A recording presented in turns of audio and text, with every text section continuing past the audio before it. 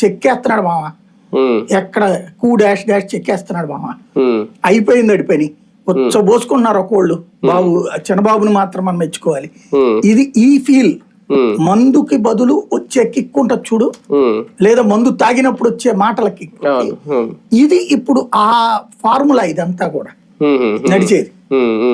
ఒక రకంగా నిజంగా సజ్జల భార్గవ రెడ్డికి సజ్జల రామకృష్ణ రెడ్డికి ఇద్దరికి కూడా నోటీసులు ఇవ్వడం, అంటే మొన్న జగన్ గురించి రాశారు ఈడీ నోటీసులు ఇస్తుందని, ఇప్పుడేమో వీళ్ళకి ఇవ్వబోతున్నారని చెప్పి వీళ్ళు రాశారు. నిజంగా ఇవ్వబోతున్నారా వీళ్ళకి? అంటే ఈ మధ్యన కాలం వీళ్ళు ఏంటంటే లెక్కేసుకుంది, లిక్కర్ కేసుకు సంబంధించి ముందు కేసు పెట్టి సిఐడి వాళ్ళు ఈడీకి పంపించారు. త్రూ అట్టించి కూడా విచారణ ప్రారంభమైంది.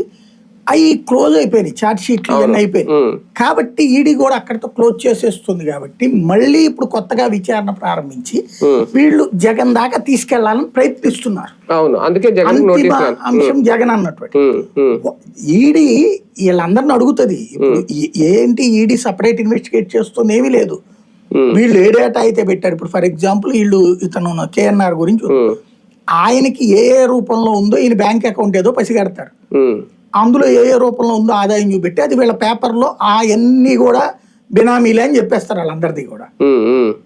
దాన్ని ఆ తర్వాత ఇప్పుడు ఎవడో ఒకటి పట్టుకెళ్ళి వాళ్ళతో ఇదంతా నేను చూశాను, అతను దుర్మార్గుడని, అతను సంపాదించుకున్నాడని రాస్తారు. ఇదంతా బేస్ చేసుకుని ఇదంతా జగన్ దగ్గరికి అన్నటువంటి చెప్పించాలని ప్రయత్నిస్తున్నారు. ఈ చెప్పించేది ఈడికి కుదరదు.